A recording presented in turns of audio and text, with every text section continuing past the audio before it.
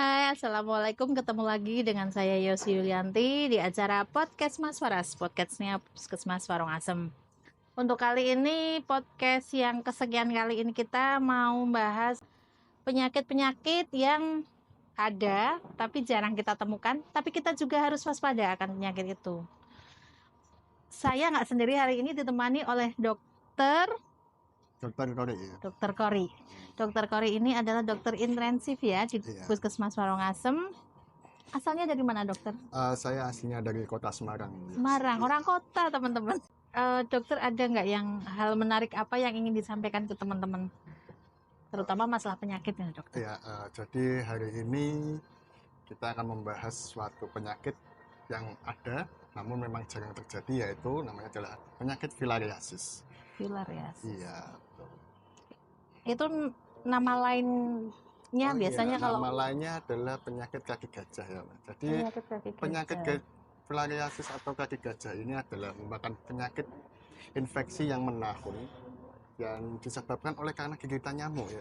Jadi karena ini adalah penyakit gigitan nyamuk ya, dia itu bisa menyebabkan karena misalnya pembengkakan. Pembengkakannya biasanya ada di kaki atau di tangan, bisa juga di bagian tubuh lainnya. Ya.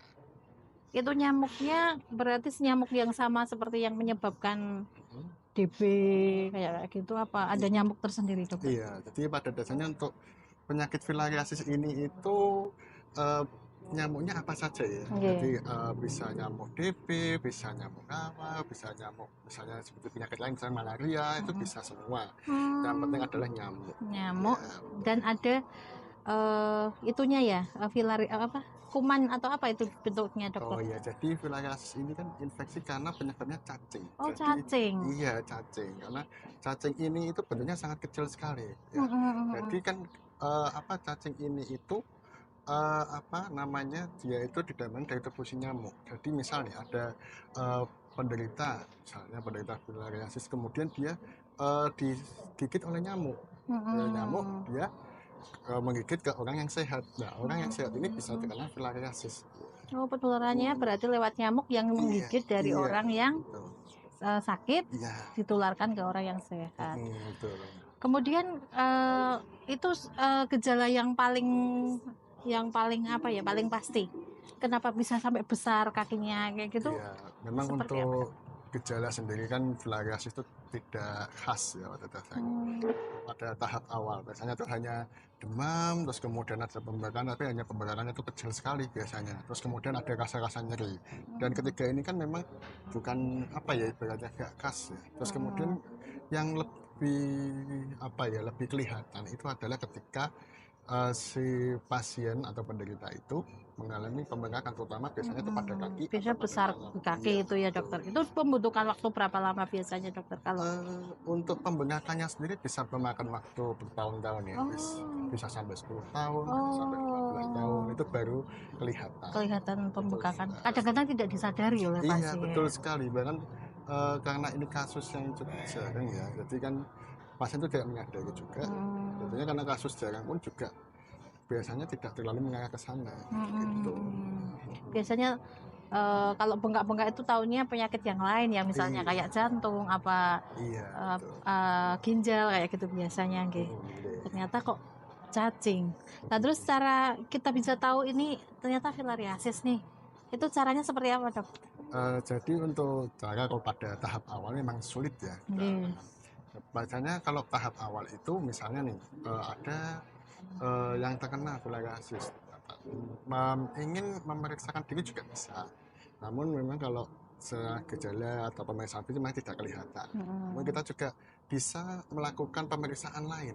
Namanya itu adalah pemeriksaan darah. Dari nanti si pasien itu akan diambil darahnya, kemudian nanti darahnya itu akan ditaruh di semacam gelas kaca. Nanti di gelas kacanya itu dilihat di bawah mikroskop. Apakah ada cacingnya pada? Iya, betul sekali. Kalau misal ada cacingnya, kemungkinan besar itu adalah filariasis. Jadi dengan pemeriksaan darah kita bisa lihat dari awal ya, dari awal. Sekali, kecuali kalau memang sudah besar itu ya berarti kita harus curiga ke filariasis. Kemudian itu bisa diobati nggak sih, dokter?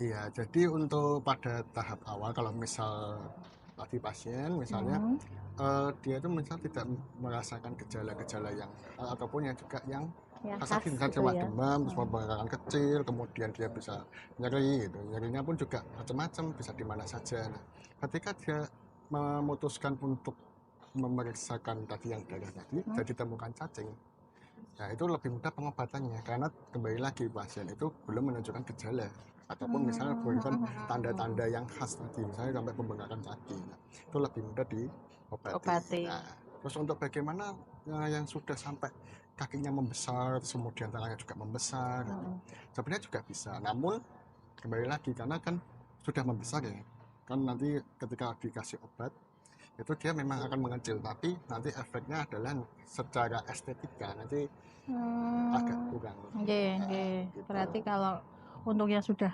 kadung membesar itu memang pengobatannya untuk lebih baik dengan operasi jika pasien menginginkan atau gimana? Betul. Jika misalnya tidak terlalu mengganggu menurut pasien, tidak apa-apa operasi. Ya, tapi kalau misalnya nih pasien itu kesehariannya berkaitan sama hal-hal yang berbau apa ya, misalnya penampilan ya, itu jelas akan mengganggu sekali. Iya, betul sekali. Jadi memang harus dioperasi jika itu sangat mengganggu. Iya, betul. Kemudian siapa saja sih dokter yang bisa terkena? Apakah bisa siapa saja atau ada? Iya, pada dasarnya untuk semua orang itu bisa saja terkena. Namun resiko tertinggi itu jelas pada orang-orang yang berada di daerah endemis. Nah, daerah endemis itu merupakan suatu daerah atau wilayah yang dimana itu penyakit-penyakit, terutama penyakit infeksi itu memang tinggi.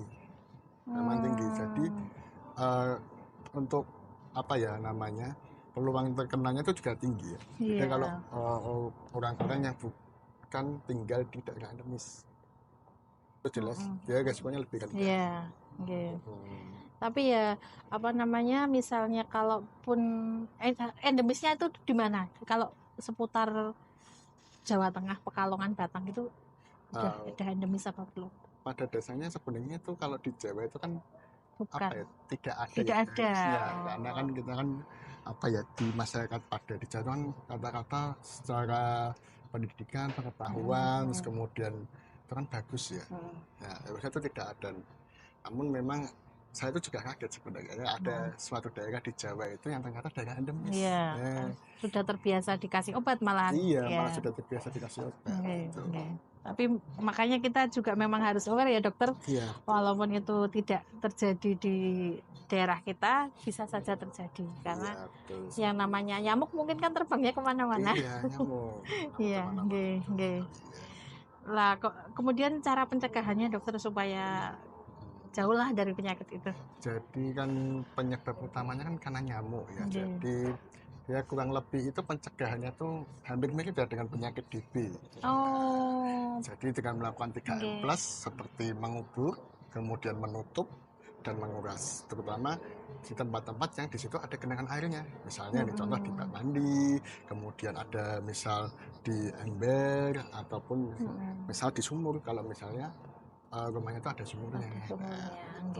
Berarti memang dengan PSN itu tidak hanya penyakit DB ataupun penyakit chikungunya gitu yang bisa kita cegah terjadi, tapi ada juga penyakit filariasis ini karena dengan pencegahan yang sama ya dengan PSN.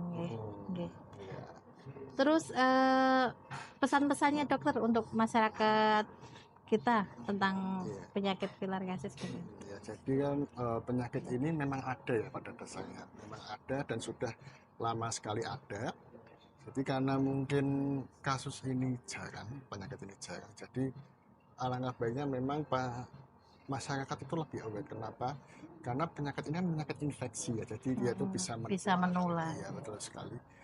Apabila misal ada di daerah di sekitar masyarakat itu ada yang dicurigai seperti itu, alangkah baiknya memang memeriksakan diri. Terima kasih nih dokter, penjelasannya sangat menarik sekali. Terus semoga teman-teman juga terinspirasi ya. Banyak sekali ilmu yang bisa kita dapat dari penjelasan dokter Kory. Dan mengenai penyakit filariasis ini, semoga saja ini tidak terjadi di tempat kita dan Tapi tidak salah juga kalau misalnya kita juga tetap waspada akan keberadaan dari penyakit filariasis. Bukan orangnya tapi penyakitnya. Yes, dokter? Iya, betul. Saya kira cukup untuk podcast hari ini. Terima kasih dokter atas kehadirannya. Saya kira cukup matur nuwun atas perhatiannya. Terima kasih. Assalamualaikum.